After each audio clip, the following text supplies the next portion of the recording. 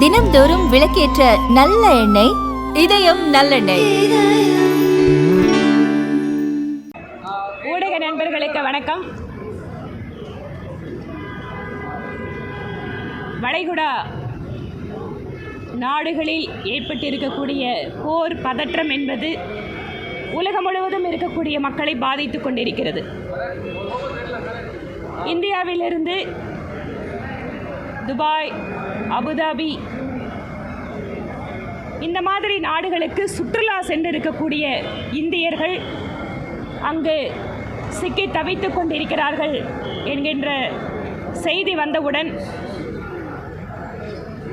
மத்திய அரசாங்கம் கொடுத்திருக்கக்கூடிய உதவி எண்களை பயன்படுத்தி கொண்டும் மற்றும் பாரதிய ஜனதா கட்சியினுடைய NRI செல் அதனுடைய மாநில தலைவர் திரு சுந்தர் மற்றும் அவருடைய குழுவினர் குறிப்பாக தமிழகத்திலிருந்து அங்கு சிக்கி தவித்து கொண்டிருப்பவர்களுக்கு தேவைப்படக்கூடிய உணவு மற்றும் அத்தியாவசிய உதவிகளை அங்கு இருக்கக்கூடிய ஓவர்சீஸ் ஃப்ரெண்ட்ஸ் ஆஃப் பிஜேபி மற்றும் இந்திய தூதரகம் வாயிலாக செய்து கொண்டிருக்கிறார்கள்.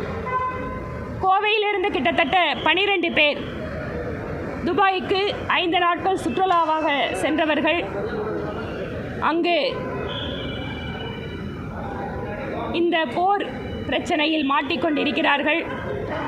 அவர்கள் இந்தியா திரும்பி வர உதவி செய்ய வேண்டும் என இங்கு இருக்கக்கூடிய இவர்களுடைய நண்பர் திரு ரமேஷ் அவர்கள் இவர்களுடைய நிலைமையை பற்றி எனக்கு வாட்ஸ்அப் வாயிலாக தகவல் தெரிவித்தார்.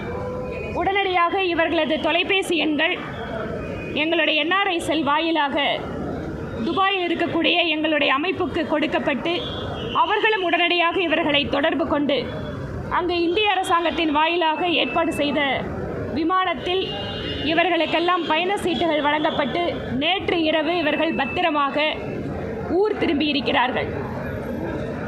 இவர்கள் அத்தனை பேரும் இந்த உதவியை செய்ததற்காக பாரதிய ஜனதா கட்சிக்கும் எனக்கும் நன்றி சொல்வதற்காக விமான நிலையமே வந்து விட்டார்கள்.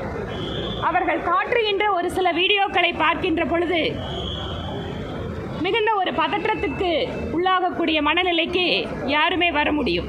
ஏனென்றால் இவர்கள் விமானம் ஏறும்போது கூட அங்கு ட்ரோன்கள் பறப்பதை அவை சுட்டு வீழ்த்தப்படுவதையெல்லாம் இவர்கள் விமானம் ஏறுகையில் கூட பார்த்து கொண்டுதான் விமானத்தை ஏறி இருக்கிறார்கள். இந்த மாதிரி ஒரு சூழலில் அங்கு மாட்டிக்கொண்டிருக்கக்கூடிய இந்தியர்கள் பத்திரமாக திரும்பி வருவதற்கு பிரதமர் நரேந்திர மோடி அவர்களும் மத்திய அரசும் உதவிகளை செய்து கொண்டிருக்கிறார்கள். நம்ம ஊரை சார்ந்தவர்களுக்கு உடனடியாக இந்த உதவியை செய்ய முடிந்திருக்கிறது என்பது எங்களுக்கு ஒரு மிகுந்த ஆறுதலையும் சந்தோஷத்தையும் தருகிறது. இன்று இதற்காக நன்றி சொல்ல வந்திருக்கக்கூடிய தாய்மார்கள், சகோதர சகோதரிகள், இந்த மாதிரி சின்ன சின்ன குழந்தையெல்லாம் கூட அந்த சத்தத்தில் அவ்வளோ தூரம் பயந்து போயிருக்குன்னு அவங்க சொல்கிறதை கேட்கின்ற பொழுது சுற்றுலா சென்று குடும்பத்தோடு சந்தோஷமாக இருக்க சென்றவர்கள் இந்த ஒரு சூழலில் மாட்டியிருக்கிறார்களே, இந்த மாதிரி ஒரு அனுபவம் அவர்களுக்கு இப்படி ஒரு மோசமான ஒரு அனுபவம் கிடைத்திருக்கிறது என்று கொஞ்சம் வருத்தமாக இருந்தது. ஆனாலும் அத்தனை பேரும் பத்திரமாக ஊருக்கு திரும்பி விட்டார்கள் என்பது எங்களுக்கெல்லாம் ஒரு மிகுந்த நிறைவை கொடுக்கிறது.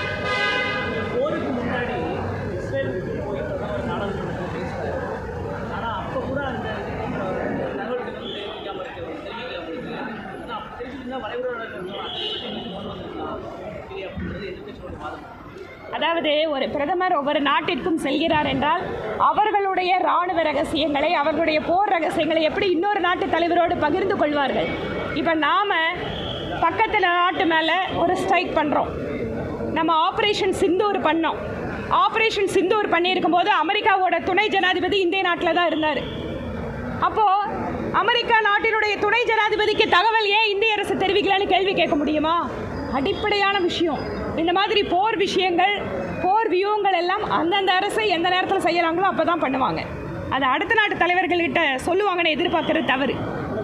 ஈரான் போர்க்கப்பல் இந்திய பெருங்கடலில் தாக்கிட்டு போயிருக்காங்க. இது இந்திய இறையாண்மைக்கு அச்சுறுத்தல் அப்படிங்கிற மாதிரியான விமர்சனத்தை எதிர்க்கட்சிகள் வைக்கிறாங்க. நிச்சயமாக அந்த மாதிரி நம்முடைய இந்திய எல்லைக்குள்ளாக ஏதாவது நடந்திருக்கும் என்றால் நிச்சயமாக இந்திய அரசு அதற்கான தக்க பதிலடியை கொடுக்கும், தக்க நடவடிக்கை எடுக்கும். இன்று கோவை நீதிமன்றத்திலே கல்லூரி மாணவியினுடைய பாலியல் பலாத்கார வழக்கு தொடர்பான தீர்ப்பு கொடுக்கப்பட்டிருக்கிறது. இந்த தீர்ப்பிற்காக உழைத்த காவல்துறை, வழக்கறிஞர்கள், நீதிமன்ற ஊழியர்கள் அத்தனை பேருக்கும் என்னுடைய பாராட்டுக்கள். கோவை ஒரு பாதுகாப்பான நகரமாக இந்தியாவிலேயே இருக்கின்ற சூழல் ஒரு காலத்தில் இருந்தது. இன்று அந்த பாலியல் பலாத்காரம் வெளியே தெரிந்தவுடன் கோவையில் இருக்கக்கூடிய அத்தனை மக்களும் அதிர்ச்சியுற்றார்கள். உடனடியாக நீதி வழங்க வேண்டும் என நாங்களும் எங்களுடைய கட்சியின் சார்பிலேயும் பல்வேறு அரசியல் கட்சியின் சார்பிலேயும் அரசுக்கு அழுத்தத்தை கொடுத்தோம். எங்கள் போராட்டங்கள் வாயிலாக விரைவாக விசாரணை நடைபெற்று தீர்ப்பு வழங்கப்பட்டிருக்கிறது. அவர்கள் சாகும் வரை ஆயுள் சிறையாக இருக்க வேண்டும் என தீர்ப்பும் மற்றும் பாதிக்கப்பட்ட மாணவிக்கு நிவாரணத் தொகையும் அறிவிக்கப்பட்டிருக்கிறது. இதில் ஊடகங்களையும் இந்த நேரத்தில் நான் பாராட்ட வேண்டும் என நினைக்கிறேன். ஏனென்றால் அந்த பெண்ணினுடைய அடையாளத்தை, அந்த பெண்ணினுடைய புகைப்படம் மற்றும் தகவல்களை எல்லாம் கோவையில் இருக்கக்கூடிய ஊடக நண்பர்கள் பத்திரிகை தர்மத்திற்கு உட்பட்டு நீங்கள் அதை தகுந்த முறையில் அந்த நிகழ்வை மிக சரியான விதத்தில் அணுகியிருக்கிறீர்கள் என்பதற்காகவும் என்னுடைய பாராட்டுக்கள். ஏனென்றால் பாதிக்கப்பட்டவர்கள் ஏன் வெளியே சொல்வதில்லை என்றால் உடனடியாக அவர்களுடைய பெயர் மற்றும் மற்ற விவரங்கள் வெளியே வந்துவிடும் என்கின்ற பயமும் ஒரு முக்கிய காரணம். ஆனால் இந்த வழக்கை பொறுத்தவரை அந்த இரகசியங்கள் எல்லாம் பாதுகாக்கப்பட்டிருப்பதற்காக உங்களுடைய ஒத்துழைப்பிற்கு நான் நன்றி கூறுகிறேன். கோவையில் இந்த ஒரு தீர்ப்பு வந்ததன் காரணமாக கோவை மீண்டும் பாதுகாப்பான நகரமாக இருக்கிறதா என்றால் நிச்சயமாக இல்லை. நேற்று கூட பார்சன் குடியிருப்பு பகுதியில் ஒரு முதிய பெண்மணி அங்கு கொலை செய்யப்பட்டிருக்கிறார். முதியோர்கள் பாதுகாப்பாக இருக்கின்ற சூழல் என்பது வெகுவாக தமிழகத்தினுடைய மேற்கு மண்டலத்தில் மாறிவிட்டது. வயதான பெற்றோர்களை விட்டுவிட்டு வெளிநாடுகளில் இருப்பவர்கள் கூட இப்போதெல்லாம் தமிழகத்திலே வயதான பெற்றோர்கள் தனியாக இருக்க முடியாது, பாதுகாப்பில்லை என்ற சூழல், அந்த எண்ணம் இப்போது அதிகமாக மக்களுக்கு வந்துவிட்டது. ஒருபுறம் இந்த மாதிரி தீர்ப்புகள் வாயிலாக சமூகத்தில் ஒரு நம்பிக்கையை ஏற்படுத்துகிறது, அதிலும் குறிப்பாக விரைவாக முடிக்கப்பட்ட வழக்குகள்.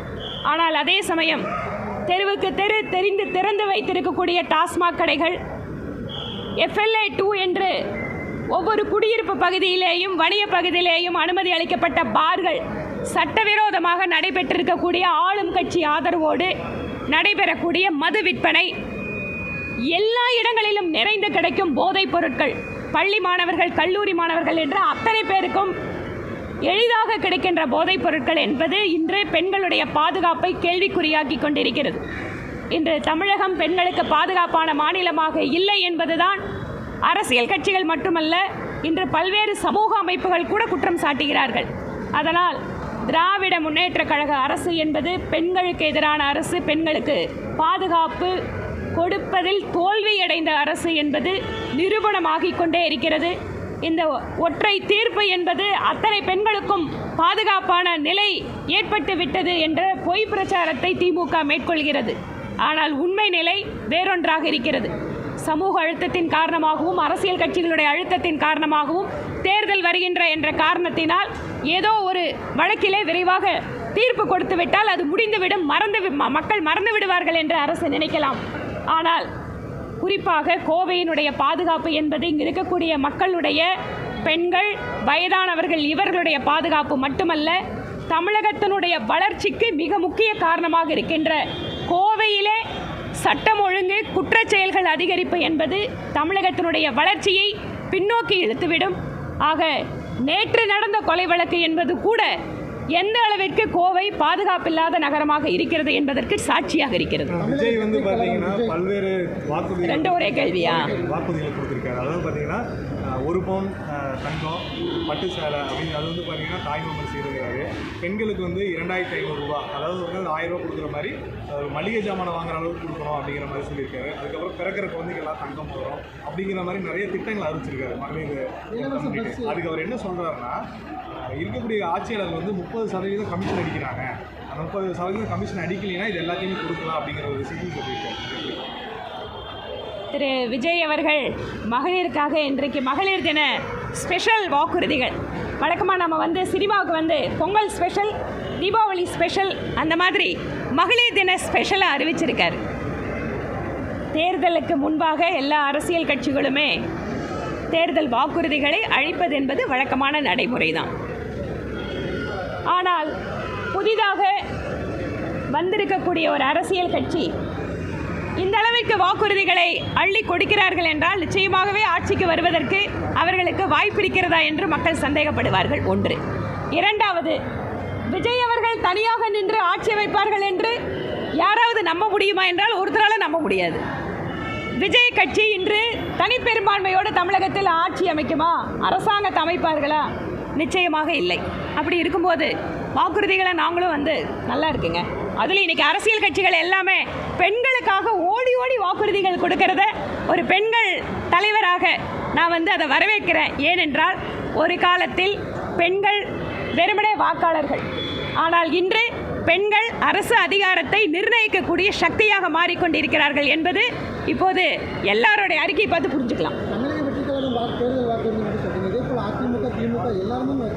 அதனால தான் சொல்கிறேன், திமுக அதிமுக இவர்கள் இந்த மாநிலத்தை ஆண்டு கொண்டிருப்பவர்கள், ஆண்டவர்கள், ஆள காத்து கொண்டிருப்பவர்கள். அவங்களுக்கு எல்லாத்துக்கும் ஒரு ட்ராக் ரெக்கார்டு இருக்குது. அவங்க சொல்கிறாங்கன்னா நாளைக்கு மக்கள் கேட்போம், திமுக சொன்ன வாக்குறுதி என்னாச்சுன்னு நாங்கள் கேட்குறோம். திரு விஜய் அவர்கள் வாக்குறுதியை கொடுத்துருக்கிறாரு, ஆட்சிக்கு அவர் வரப்போகிறதில்ல. பார்ப்போம். ஏங்க, ஒரு பெண்ணாக வந்து என்ன கொடுத்தாலும் பெண்களுக்கு வந்து சரிங்க அப்படின்னு சொல்லுவோம். ஆனால் வாய்ப்பு இருக்கான்னு கேட்டால் வாய்ப்பு இல்லை ராசா. அதுதான். அக்கா 60 சீட்டு வந்து பேசிட்டு இருக்காங்க அப்படிங்கிறாங்க. யாருக்கு? விஜய்க்கு, பாஜக.